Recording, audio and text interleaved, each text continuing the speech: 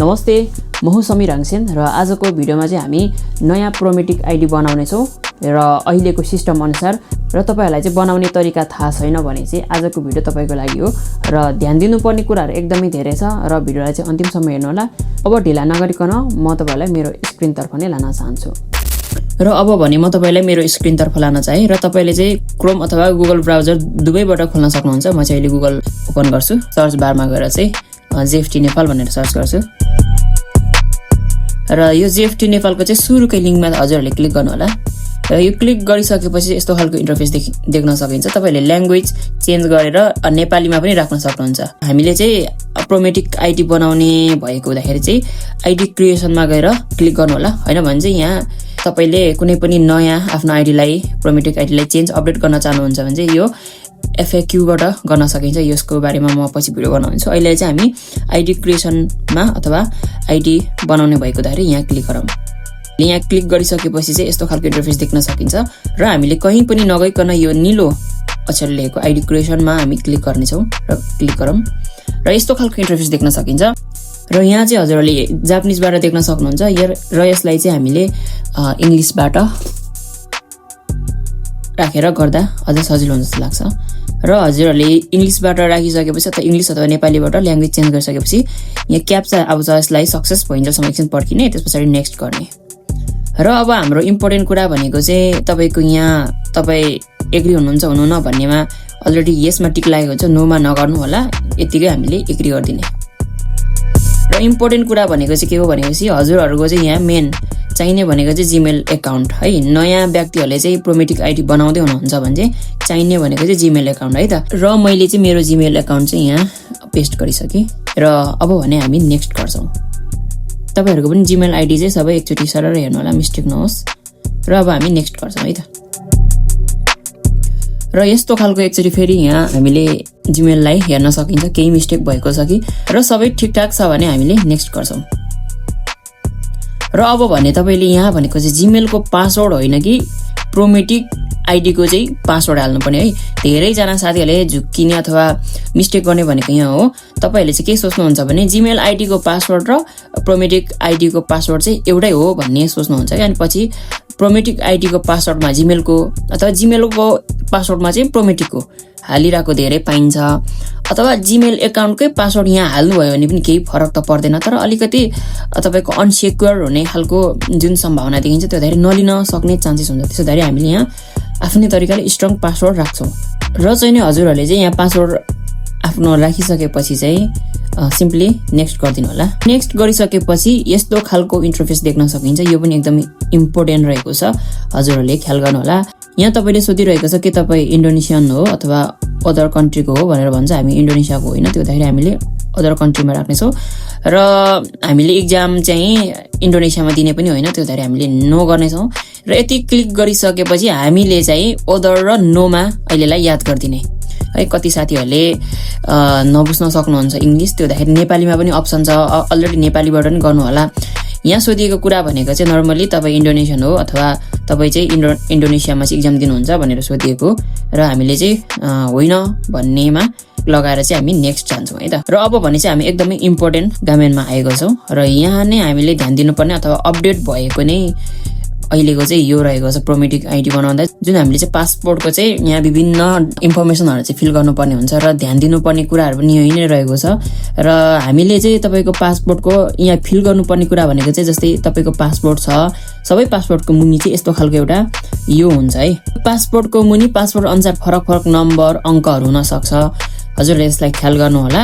र हामीले चाहिँ यहाँ ध्यान दिनुपर्ने कुराहरु भनेको चाहिँ के छ भने दुईवटा यहाँ पार्टमा विभाजन गरिएको छ। यो देख्न सक्नुहुन्छ, यो माथिको पी यो लाइन भनेको MRZ लाइन 1 भनेको छ र यो मुनिको भनेको चाहिँ लाइन 2। हामीले अहिले यसरी विभाजन गरेर गरौँ, हामीलाई सजिलो हुनेछ। लाइन 1 भनेको यो माथिको हो र लाइन 2 भनेको यो मुनिको है त। हजुरहरुले यसरी यसलाई बुझ्नु होला। र अब हामी भर्न गइरहेको भनेको चाहिँ लाइन 1 सुरुमा यो है, यति हामी भर्नेछौँ। र यहाँ भनेको चाहिँ तपाईको एक्जाम्पल दिएको छ अथवा स्याम्पल फोटो राखिएको छ यसरी भर्ने भनेर। र यो भनेको चाहिँ जापानको पासपोर्ट अनुसार यहाँ चाहिँ भरिएको छ, देखाइएको छ। त्यो देखि हामीले चाहिँ हाम्रो नेपाली पासपोर्ट अनुसार चाहिँ भर्नुपर्ने हुन्छ। र सुरुमा चाहिँ हामीले यहाँ भनेको चाहिँ सबैको पासपोर्टमा यो पी र यति लेखेको हुन्छ है, यो वाला।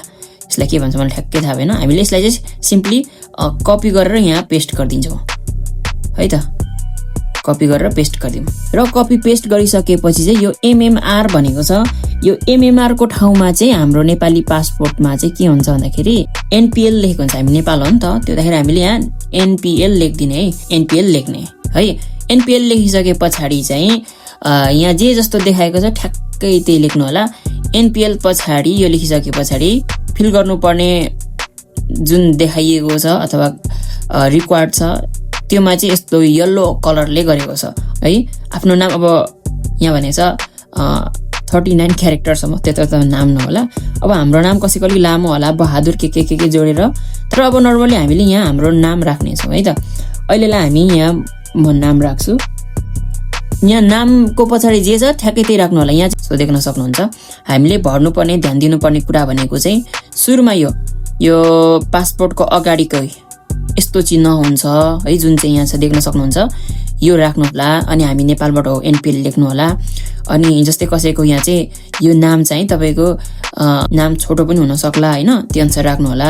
हामीले चाहिँ यो लाइन 1 को चाहिँ अब फिल गरिसकेछौँ। अब लाइन 2 को हामी भर्नेछौँ है त।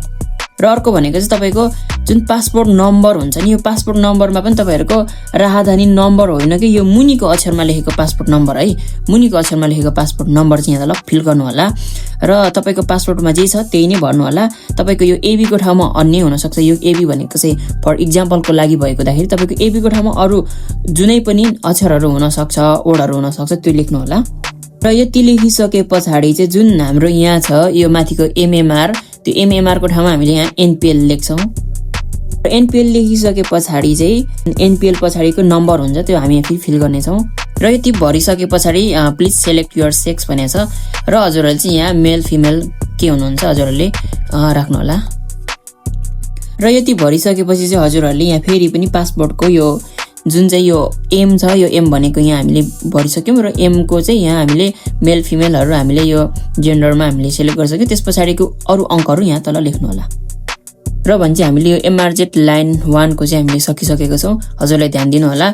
र म फेरि पनि भन्न चाहे यो माथिको एमआरजेड लाइन भनेको चाहिँ यो लाइन हो। यही अनुसार हामीले तपाईँको यो स्याम्पल रहेको छ जुन आफ्नो पासपोर्ट अनुसार राख्नुपर्ने हुन्छ। र यो राखिसकेपछि एमआरजेड लाइन 2 को पनि हामीले सम्पूर्ण फर्महरू भरिसकेका छौँ। र अन्तिमको यो जुन यो एक्सपायरी डेट भ्यालिडिटी डेटहरू हुन्छ यो चाहिँ हजुरले राम्रोसँग हेर्नु होला। हाम्रो पासपोर्टमा चाहिँ अलिक धेरै अङ्क लेखिएता पनि तर यहाँ 7 अङ्कसम्म मात्रै हामीले टाइप गर्न मिल्छ। हजुरको जति टाइप गर्न मिल्छ त्यति नै टाइप गर्नु होला। र यति सकिसकेपछि सबैको तपाईँको इन्फर्मेसनहरू रिचेक गरिसकेपछि हामी नेक्स्टमा क्लिक गर्छौँ। र हामी यहाँ आइसकेपछि यस्तो खालको इन्टरफेस देख्न सकिन्छ। र यहाँ रातो अक्षरले भनिएको छ हामीले एकचोटि रजिस्टर गरिसकेपछि हाम्रो इन्फर्मेसनहरू चाहिँ हामीले अथवा सच्याउन अथवा एडिट गर्न सकिँदैन, चेन्ज गर्न सकिँदैन। त्योदाखेरि एकचोटि यहाँ हामीले हेर्न पर्ने बरु 1 घण्टा लागोस् तर हामीले इन्फर्मेसनहरू चाहिँ एकदमै रिभ्यू गर्नु होला। एकदमै धेरै यहाँ समय दिनु होला। कहाँ के कति मिस्टेक भएको सम्पूर्ण डिटेल्सहरू हेर्नु होला। र पासपोर्टमा भएको इन्फर्मेसनहरू चाहिँ हामीले सही तरिकाले हालिएको छ कि छैन त्यो सबै तपाईँले चेक गर्नु होला।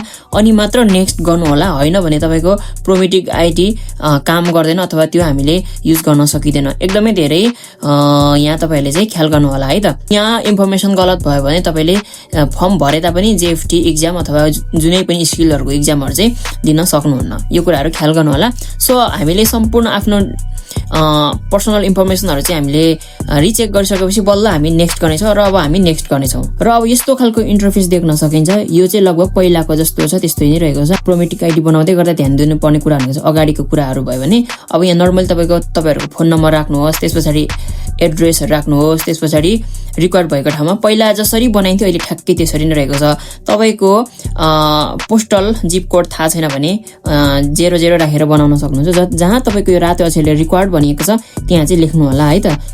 र मैले चाहिँ यहाँ तपाईँको सम्पूर्ण आफ्नो व्यक्तिगत विवरणहरू चाहिँ फिल गरिसकेको छु। र अब हामीले नर्मली नेक्स्ट गरिदिनेछौँ। र फेरि एकचोटि तपाईँले भर्नुभएको जानकारीहरू चाहिँ यहाँ सही छ कि छैन, करेक्ट छ कि छैन भनेर एकचोटि रिभ्यू गर्न सकिन्छ। छैन भने फेरि ब्याक आएर तपाईँले यहाँ चाहिँ तपाईँले आफ्नो विवरणहरू फेरि रिटाइप गर्न सक्नुहुन्छ। र सम्पूर्ण कुराहरू ठिक छ भने चाहिँ हामी नर्मली नेक्स्टमा क्लिक गर्नेछौँ। र भने चाहिँ हाम्रो प्रोमेट्रिक आइडी चाहिँ क्रिएट भइसकेको छ र तपाईको पनि यस्तै खालको आउँछ र यो चाहिँ तपाईको आफ्नो जीमेल एकाउन्टमा चाहिँ एउटा मेल आएको हुन्छ, त्यहाँ चाहिँ तपाईहरुको क्रिएट भएको प्रोमेट्रिक आइडी चाहिँ देख्न सक्नुहुन्छ। सो यसरी चाहिँ हामीले आफ्नो प्रोमेट्रिक आइडी चाहिँ क्रिएट गर्न सकिन्छ र प्रोमेट्रिक आइडी को पासवर्डहरु भुल्नु भएमा अथवा प्रोमेट्रिक आइडी को बारेमा विवरणहरु चाहिँ चेन्ज गर्नु परेमा चाहिँ कसरी गर्न सकिन्छ भनेर तपाईलाई थाहा छैन भने चाहिँ म त्यसको बारेमा अर्को भिडियो बनाउने छु। सो अहिलेलाई चाहिँ तपाईको यहाँ हामीले हाम्रो प्रोमेट्रिक आइडी क्रिएट गरिसकेको छौं। अब म मेल चेक गर्छु है त। र तपाईले देख्न सक्नुहुन्छ हाम्रो चाहिँ प्रोमेट्रिक आइडी बनिसक्यो अथवा बनियो भनेर चाहिँ हाम्रो एउटा मेल आएको छ। यसरी हजुरहरुले चाहिँ आफ्नो प्रोमेट्रिक आइडी चाहिँ क्रिएट गर्न सक्नुहुन्छ अहिलेको सिचुएसनमा। र अब भनेको नेक्स्ट भिडियो भनेको चाहिँ हाम्रो प्रोमेट्रिक आइडीमा भएको जुन पुरानो प्रोमेट्रिक आइडीलाई चाहिँ अहिले पासवर्ड एड कसरी गर्ने अथवा अपडेट कसरी गर्ने भन्ने विषयमा म भिडियो बनाउँछु। भिडियो मन पर्यो भने चाहिँ च्यानललाई अथवा पेजलाई चाहिँ लाइक, कमेन्ट, शेयर अथवा फलो, सब्स्क्राइब गर्न नभुल्नु होला।